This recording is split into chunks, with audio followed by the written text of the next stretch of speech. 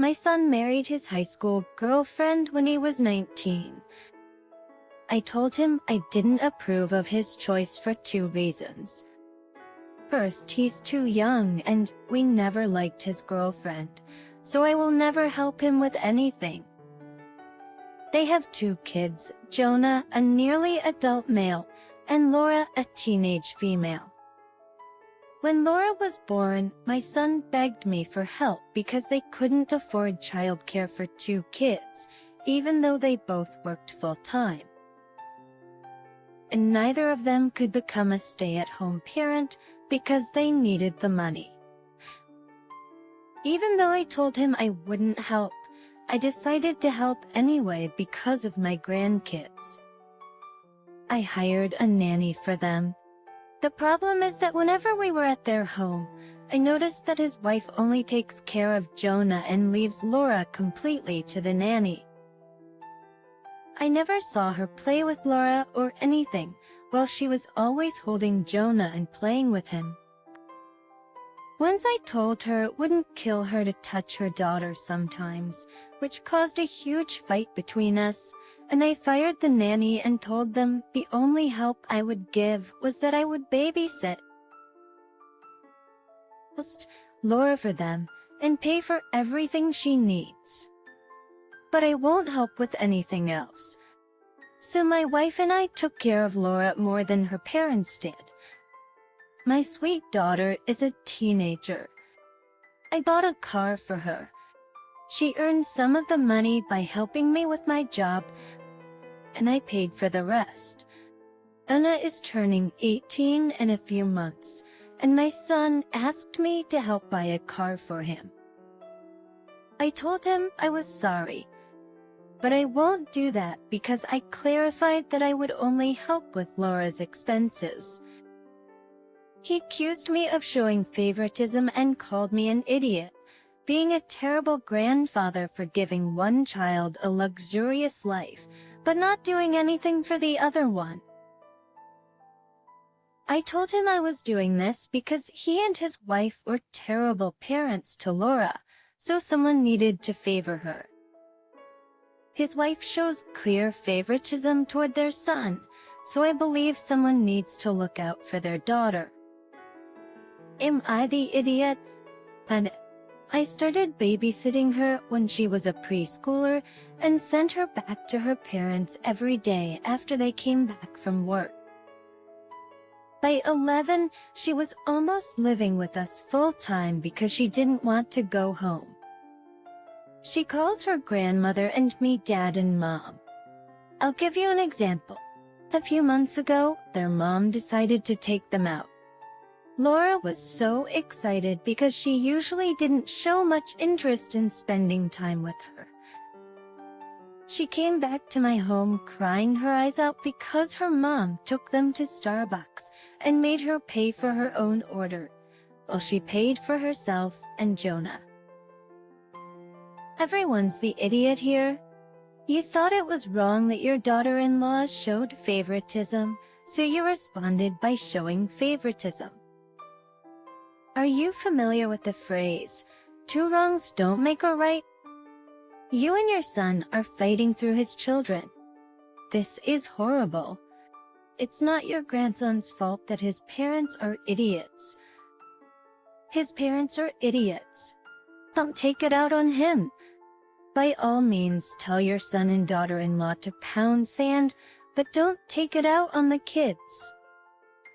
Andy refers to Laura as his daughter.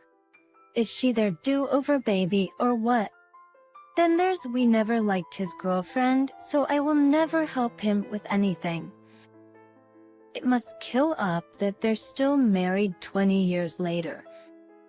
It's a 2020 years of holding a grudge for no particular reason. Crazy. No particular reason. LLL, okay? Except for the fact that she's the type of person to happily neglect her daughter. It made a judgment call on her personality. And guess what? He was right. She was who he thought she was. The wife was neglecting the daughter based on what? option obviously biased words of this grandparent that shouldn't be a grandparent. The only objective evidence of lacking parenting is that he claims that she holds the son more than the daughter. Well, there are myriad reasons why that could have been that had nothing to do with neglect. There are myriad reasons why that could have been that had nothing to do with neglect. You're basing your belief that they're neglectful parents on an obviously biased individual selectively giving a story as to why they chose their granddaughter over the grandson to spoil. You are the idiot, and I refuse to believe you don't know it. You decided you hated your son's wife well before Laura was even born, and not only constructed this narrative in your head to justify that hatred, but have carried it for decades past the point where any of your already flimsy evidence even holds up. Occasion, the only person guilty of blatant favoritism and mistreatment here is you. And again, I refuse to believe you don't know it, or you'd be able to present even a single reason for writing Jonah off on any other basis than that you've just decided to scapegoat him alongside his mom. You literally stole Laura from her parents and made it so they couldn't have a relationship because you're whispering in everybody's ear about how your daughter-in-law is a terrible mother. Then you manipulated Laura against her parents and wondered why they only have a relationship with Jonah. My wife and I are on a budget. We both have decent jobs, but we also have a fair bit of debt. We want to be in a better financial position before we start a family. My wife has a terrible habit of not being entirely truthful about stuff. I'll ask her if she picked up groceries for supper, or whether I should stop on the way home, and she'll say she got them. Then, when I get home, there are no groceries, and she'll say that she meant to do it before I got home but forgot. She just got a new phone on Black Friday last year. She's rough on her phones, so we went on Amazon and found a case that she liked. We ordered it. I got the delivery notification while I was at work, out of town. I asked her if she had put the case on her new phone. She said yes. When I got home a couple of days later, I saw the Amazon box unopened and her new phone had a crack on it already. She said my call reminded her and she meant to do it but got busy. She does this constantly. I've asked her just to please be truthful. I had to go out again after I got home to get groceries. It's just a pain in the butt to leave the house to get them, when I could have stopped at the store on my way home. She complained about her new phone being broken, and we paid for the repair out of our budget. It may have gotten broken even with the case, but I feel that's unlikely. So now, if I ask her a question about something important, I verify the answer. Exentation and assist it if we have to go somewhere on the weekend and we need a full tank of gas. I'll ask her if she filled it up or if we need to stop on our way out of town. If she says she filled it, I will ask her for a picture of the fuel gauge. But to my complete astonishment, she texted me that she would do it before I got home. She says that I'm being petty and a jerk for not trusting her word. I can't trust her about some stuff. I'm just sick of having to change plans because she chooses to lie. Am I the idiot? Not the idiot. It sounds like you're married to a pathological liar. There's a difference between I did and I will. Why is this so hard for her? Did you get the groceries? I agree this relationship sounds exhausting. It sounds like you're already starting to resent her a bit, and who could blame you? That's incredibly irresponsible and exhausting for the other person because it puts an undue burden of extra work on you. But honestly, your current strategy doesn't sound sustainable and is only going to breed further resentment on both sides. Have you had a serious conversation with your wife about this yet? Not about the situations as they arise, but about the situation as a whole. Also, has your wife ever been diagnosed with ADHD? I do not mean to diagnose anyone third hand, but meaning to do things and forgetting about them can be a symptom of ADHD. Even if it turns out she does, it's still her responsibility to stay on top of her tasks and errands, but going to therapy to work on strategies to combat this might help, if she's open to it. I was reading this and thought the same thing. I have ADHD, diagnosed, and occasionally I will say I did something, because I had full intentions of doing it, then forget. But most of the time I tell the truth and I'll do it before I get home. I know it's annoying. I know myself sometimes. Please get her some therapy. This happened last week and my mom and sister are still upset. My wife gave birth a month ago. We usually do Thanksgiving at my mom's house, but with the new baby, we decided to do it at our house this year with mom and sister coming over early to cook. The baby had a terrible night the night before Thanksgiving. When my mom and sister came over to cook, I warned them that the baby and wife were finally sleeping, so please be quiet. My sister repeatedly made noise and woke up the baby multiple times. I kept warning her. She said she wasn't trying to make a lot of noise and was just cooking, trying to be as quiet as she could. And by the third time, my wife was in tears and so was the baby. My wife flipped and demanded I get everyone out of the house. I didn't want to kick my mom out, but since my sister was the one making the noise, I told her just to leave before my wife lost it more. She argued with me but eventually left, and my mom went with her. They ended up going to a restaurant to eat, ordered takeout, and a lot of the uncooked food went to waste.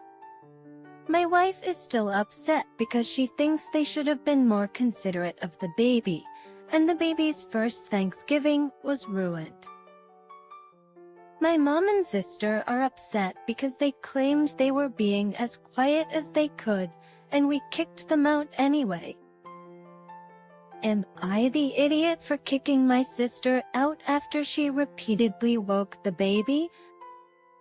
You are the idiot and your wife is ridiculous if she actually said baby's first Thanksgiving was ruined. This is an infant, and it barely knows anything. You shouldn't have offered to host it all with a newborn in your home. You should not have asked people to come over early to cook and then hassled them about making noise in the kitchen. Baby doesn't even remember it has feet if they're not in the direct line of sight, so I wouldn't worry too much about first Thanksgiving memories. Get over yourselves. Thanksgiving requires noise. Having company makes noise. That's of demanding you host and that everyone walk on eggshells for your baby is untenable. Throwing out your family and wasting food is awful. This situation is entirely your creation and bad choices, possibly due to being new parents and lacking sleep. It sounds like they weren't even hosting since they weren't the ones cooking or preparing anything either. They just wanted the day to be spent at their house so they could be comfortable, but they still wanted everyone else to do the work.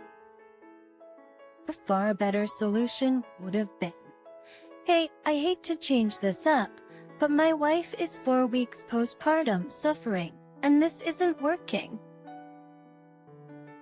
Let's go to a restaurant to buy a meal, my treat."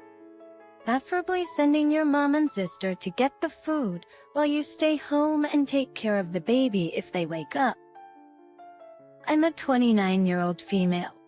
The players are my mom, stepdad, and 4 step-siblings, 35 male, 37 male, 40 female, and 42 male, and their families. I love living alone. I don't want kids, and having a partner just isn't that important. My family has been asking me when I'm going to get a boyfriend and settle down since I was 19, and the answer has always been what's never. I was going to skip Thanksgiving, but my mom insisted that she wanted everyone home this year if possible, so I went. It was the usual drill, but the youngest stepbrother and his wife were having another kid, so that was the big announcement. That was fine until around the end of the dinner. One of the stepsisters-in-law asked if I was anxious to have kids since I was almost 30 and time was running out.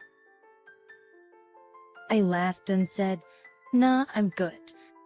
That led to one of the stepbrothers saying that every family needs an old maid aunt, and some other comments I didn't appreciate. I said, "Let's move on." But my mom said, "We're just worried about you." I know all the family dirt. So I said, "Well, I'm the only person at this table that's not an alcoholic, a cheater, or constantly broke because I have more kids than I can afford. So I'm not the one to worry about." And that's how I brought Thanksgiving to a dead halt. And no one said a thing for the rest of the dinner. And my texts are still radioactive. I felt like it was probably writing the line. And my mom says that this has caused many problems among the siblings, but they also kind of started it. Not the idiot. Thus, excellent. AC is hands down the best Thanksgiving showstopper ever. They messed around and found out. And I guarantee that nobody will be asking you about your choices anymore. Which they like to dish it out, but can't take it. The conic moment. I'm happy for you, Up. Your mom insisted you join them for Thanksgiving. That wasn't your plan or what you wanted, but you were a good soul and agreed to make you feel welcome and happy to be with your family on a big holiday. Your family started with inappropriate comments and digs, putting you on the spot with everyone watching. You asked them to stop, and then the mom who insisted on family unity doubled down on the implied criticism. They played an unwanted family game with you and won unwanted prizes. On the upside, you may have a permanent pass from upcoming family gatherings. I take that as a win. Perhaps these events would be more interesting to Op and everyone else if she started the next dinner with. If I get any hassle, I'll name names for the alcoholic, cheater, and spendthrift. Don't tempt me. Your family simply got back what they dished out. I always thought this was weird and creepy. It's a boundary stomping aside, constantly asking someone about marriage and children when they're not even in a long-term committed relationship. A committed relationship is backward and nonsensical to me. Should she be desperately trying to shack up with any random man because of her biological clock? Maybe some people don't bother to worry about children and marriage until they find someone worth planning that with first. Exactly. They wanted to make her the scapegoat child and make it look like she's in the wrong just for having different opinions. Well, it's the step-siblings who messed stuff up, but it's okay because they have normal lives. Keep on calling them out on their crap if they keep bothering you. Of course, they give you a lot of crap now, but trust me, that's the only way they'll leave you alone in the long run. I, female 19, live in student halls. I have several roommates, and we all have our own bedrooms. Last week at around 6 a.m., someone knocked on my bedroom door. I was still half asleep and getting ready for work, but I wasn't expecting anyone. Normally, resident support sends us an email to notify us weeks in advance if there will be any maintenance. So I ignored them, and they kept knocking for around 20 minutes before they went away. When I got home from work at around 4 p.m., I noticed I had a voicemail from resident support demanding that I go to their office. I went to their office, and they confronted me, saying that one of their maintenance guys knocked on my door and he could hear me on the other side, but I ignored him. I said they hadn't notified me that there would be any maintenance, and even if they had, I had to get ready for work, so I couldn't worry about letting the maintenance guy in and out of my room. They said I was being unreasonable, making the maintenance guy's job unnecessarily difficult and wasting his time. They told me to grow up and realize the world doesn't revolve around me. They told me the maintenance guy would come back to my room at 9 a.m. the next day. I told them I wouldn't be there as I had an 8 a.m. lecture. They implied I skipped the class and said that it was the least I could do for being so annoying.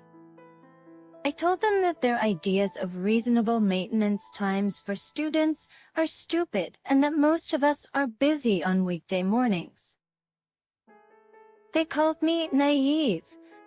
My roommate told me that the next day, the maintenance guy knocked on my door for about 10 minutes straight, even though I told them I wouldn't be in. I'm just wondering if I'm the idiot here because I feel like I'm taking crazy pills. That for maintenance isn't urgent or anything. They need to check the light bulbs. What if you hadn't been there? If anyone knocked on my door at 6 a.m., they'd better be on fire at 6 a.m. I'd be willing to bet they didn't send notice because nobody would agree to 6 a.m., and they didn't want the hassle of complaints. I wonder how that's working out for them. Don't let them make you feel unreasonable, because you're in the right here. You are renting from them, so you have renter's rights. Depending on the country, you usually should be given notice of 24 or 48 hours, and it has to be a reasonable hour. I don't believe 6 a.m. is a reasonable time. But you're paying for your room, so they aren't doing you a favor by letting you stay there. Tell them a time you are available and suggest they come then. I would also talk to the student union or counseling.